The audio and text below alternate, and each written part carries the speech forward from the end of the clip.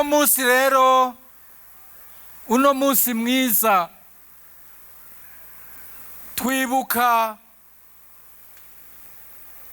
ivyakozwe hano muri komine Matongo. N'umunsi wo kwirimbura, umunsi wo gusubiza akajisho inyuma kugira ngo turabe aho komine igeze. Uno munsi rero uko hano muri komine tuvyumva, nuko muri komine Matongo tufatanye mu nda, nuko muri komine Matongo dufashanya, tukibukana kandi tukibukana n'akanyamuneza kenshi. Ico ni cashitsweko muri komine Matongo.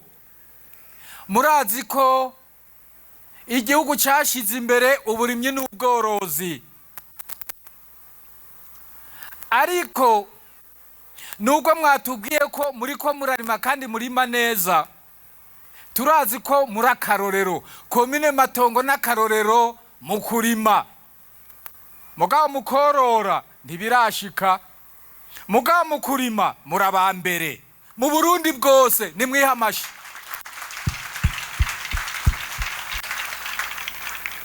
Hariyo n'izindi ntara, abava mu zindi ntara bagiye kuza baza ino muri komine Matongo, turabazi. Hariho n'abavuye mu bihugu vya kure, hari n'abo mu mashirahamwe mpuzamakungu aje kuraba muri komine Matongo ingene uburimyi bumeze. Baratangaye, basubiye inyuma batamacumu, bavuga bati ntibari bazi ko ivyo babonye muri Matongo vyari gushoboka mu burimyi n'ubworozi.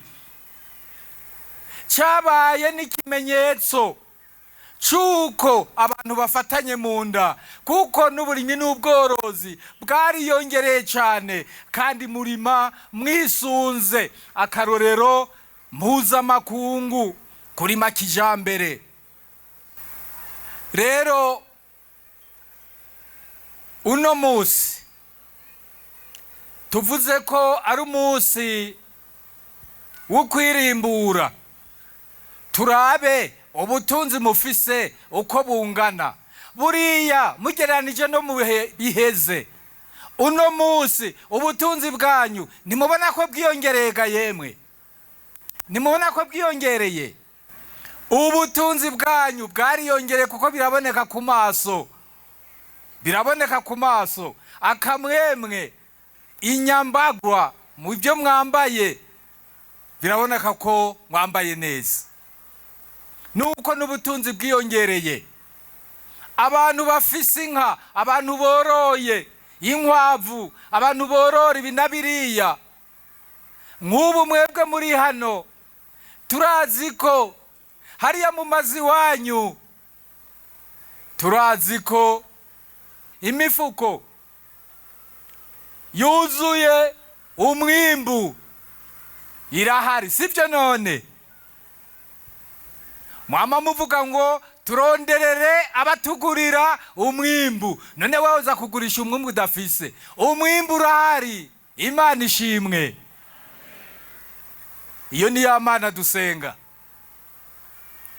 Ubutunzi rero tutiriwe tuvuga ngo kanaka tunzi binabiriya, ubutunzi tuvuga muri rusangi.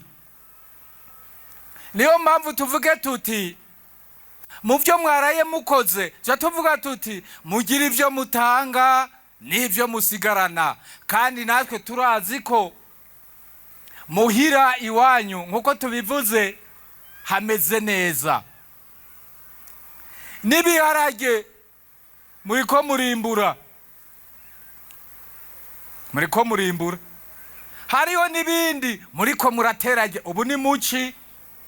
Hariho twumvise hari ibindi muriko murarima, ibigori. Navuze nti kweri ya Mana ivyo yatubwiye iriko irabishira mu ngiro, irabandanya. Ubu ibindi murabifise, niho mwegeye kwimbura. none ibindi navyo muriko murateragira, muriko murima no muci ibihe byose. Ubu musigaye murima, sivyo ga yemwe? Ibihe byose. Icyo ni ikindi kimenyetso cy'ubutunzi kiboneka, kigaragara. Nagiye numva muri komine Matongo ko hariho n'abavuye mu zindi ntara nka za Bujumbura n'ahandi baza kurima muri komine Matongo. Ibyo ni byiza, byarabaye. Ibyo byose ni ibimenyetso by'ubutunzi, ko abantu bashobora kuzana imitahe yabo bakaza kurima muri komine Matongo. Ibi ni byiza. Rero imibano, reka ibyo tubireke. Imibano ni myiza. Eherabu uko mwicaye, nimurabe aho mugandagaje uko mwicaye, nimurabe uko muri hano. Duca tubabona na hariya ku mitumba. Reka noneho iby'inyubako byo sinobivuga, byavuzwe. Inyubako hirya no hino, izindi ziriko zirubakwa. Rero ibi byose nibirangukwa, nivyaranguwe. Noneho duce tuvuga tuti mu minsi iri imbere, rero mu minsi iri imbere muri komine Matongo, mu minsi iri imbere, uyu munsi mukuru niwongera kuba, twiyeze kubivuga, reka twongere tubisubiremwo.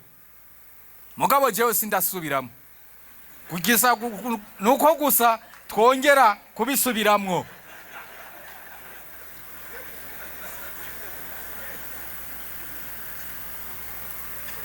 Yaba muvyibuka sinari kubisubiramo.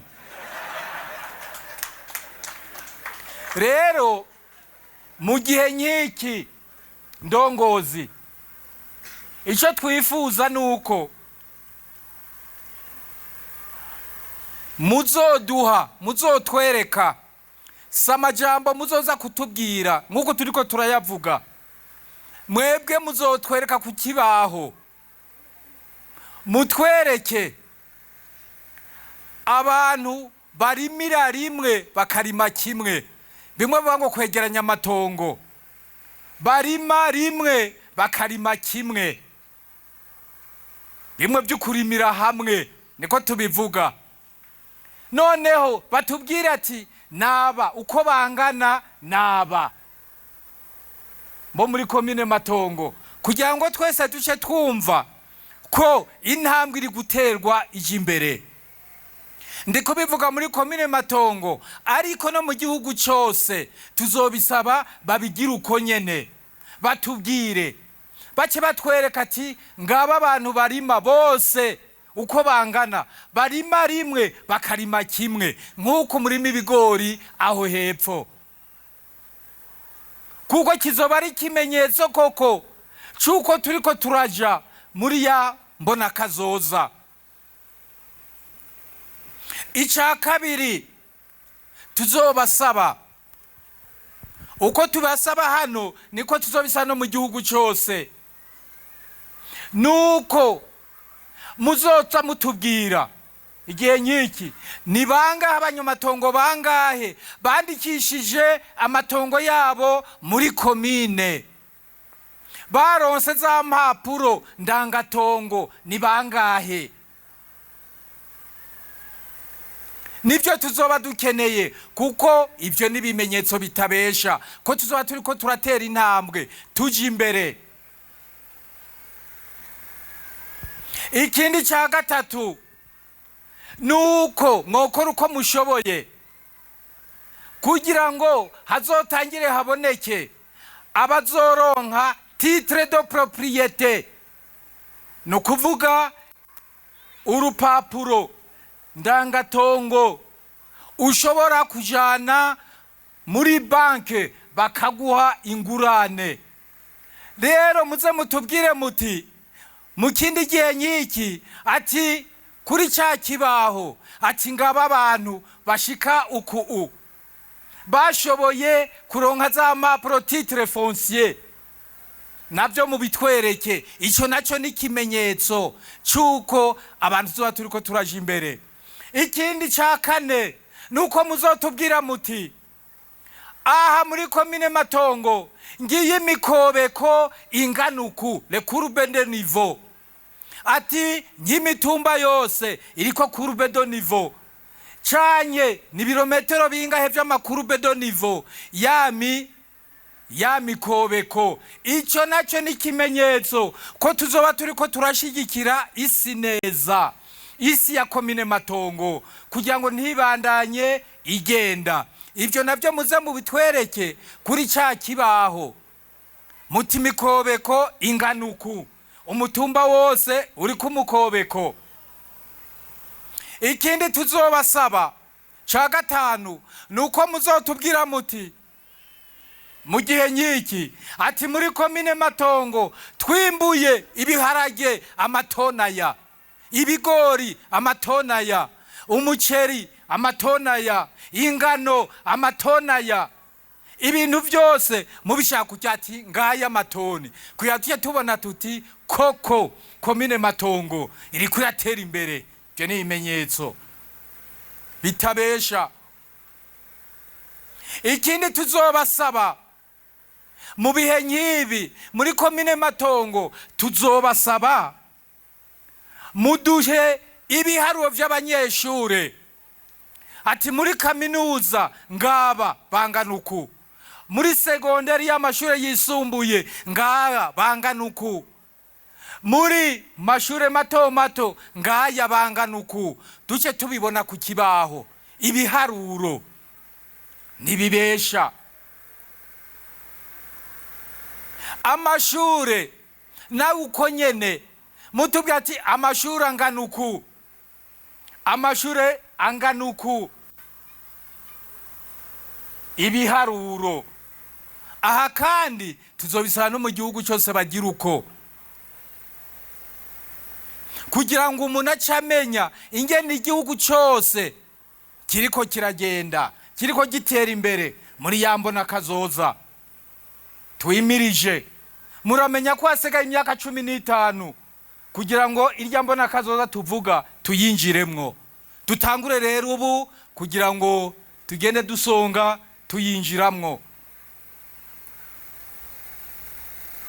Muzotubwira kandi muti muri komine Matongo harimwo inkwavu, ntituzoba byango duhe ku mutumba oya, tubwira inkwavu ziri muri komine Matongo yose, tubwira inka zirimwo, tubwira impene zirimwo. Ikindi tuzobasaba ni kumenya amatongo ndimwa, la superficie. Amatongo ndimwa ni superficie zingahe, amahegitari angahe amatongo ndimwa. Kuko twababwiye yuko mwarumvise ko dusaba ko n'amatongo ya leta ahabwa abayarima akarimwa kijambere kugira ngo umwimbu wiyongere. Ubu rero dusaba yuko mu kiringo nkiki harya mu makomine mutubwira muti amatongo ndimwa n'amahegitari anganuku. Nimba ari amahegitari 500 sawa, nimba ari amahegitari 1000 sawa, nibyo tuzoba dukeneye. Mwumvise ko mucamushakore n'amatoni y'ibirimwa kugira ngo umuntu acagenda abona neza. Namwe muri aho muzoca muvyumva neza. Tuzobabaza n'amazu meza, abubatse amazu meza. Banyamatongo, hari ico tubona muri Matongo umengo gikomeye cyane, amatigura. Erega izindi ntara bariko bubakisha amabati gusa, none namwe arya amatigura muca muvuga ngo harakanye cyane. Oya, ntabwo ari gukanya cyane. Hari ibintu bashobora kuwushyira munsi y'amabati, inzu ikabandanya ishushe nka kurya muri mu mazu y'amatigura, ariko arya amatigura asa nabi kandi ntimuyuhagira, ugera ukabona inzu yirabura ntumenye ko ari inzu kuko amatigura ashaje.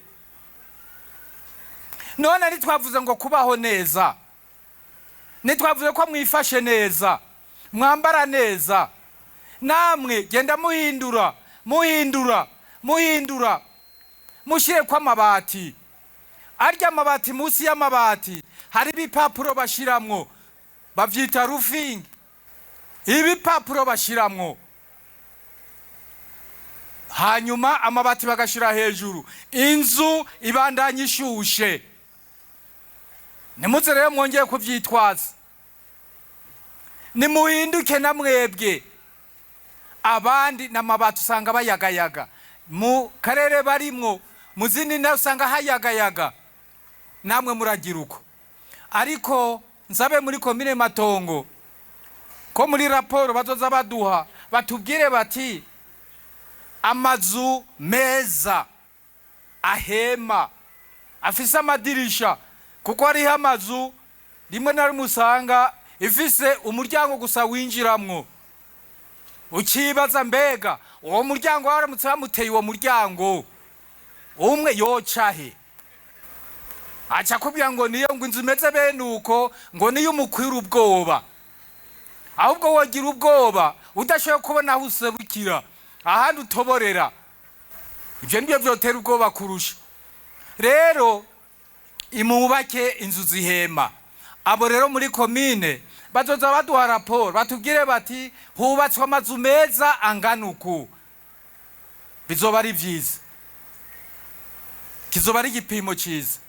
Ikindi tuzosaba nuko mutubwira muti muri komine Matongo mbega hari ububarabara, bwa bubarabara bwa Rujora, bwa bubarabara hariya ku mitumba buhuza umutumba n'umutumba, buhuza amashure, buhuza iki, burya bubarabara buto buto mutubwire muti bungana gutya, ni ibirometero bingana uku, mwubatse mwateguye neza.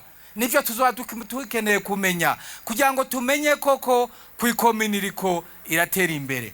Niho rero tuzoba duhera bijya bintu tuvuga byo kwirimbura, tuje tumenya tuti imatongo bageze ku ntambwe ingana uku, binjira muri ya mbonakazoza y'ibihumbi 2040 ishira ibihumbi 2060. Uyu munsi wa komine rero mwumvise ko ari umunsi mukuru wa twese. Rero turangiye tuvuga titi uyu munsi Imana yadutijije twongeye kubona, kandi uyu munsi ntuzogaruka mu buzima bwawe, mu buzima bwacu uyu munsi ntuzogaruka na rimwe. Niyo mpamvu ari ukuwishimiriza cyane, tugashima Imana yadushoboje. Nejo izoturonsa uwundi munsi, na hirya yejo gutyo, kandi nta kindi dusaba. Na ikivuga ati muri komine Matongo eka no mu gihugu cyose ivuga iti ni munsenge gusa, hatu hanyuma ibindi nzobibaronsa. None sivyo ga yemwe? Tusenge Imana, ibindi izobifasha nk'uko idahema kubitwereka. N'intsinzi arayiduhaye itagabanije, kijya n'ikimenyetso kitabesha. Sivyo none ga yemwe? Banyamatongo muranezerewe? Mwarakoze. Ndangize mvuga nti mwarakoze kuba mwadushize imbere, mwarakoze kuba mwaratoye umugambi wadushize imbere, mwarakoze. Kanatsinda urya mugambwe nuwanyu. Imana rero ibahezagire, murakoze cyane. Amashimesha ariko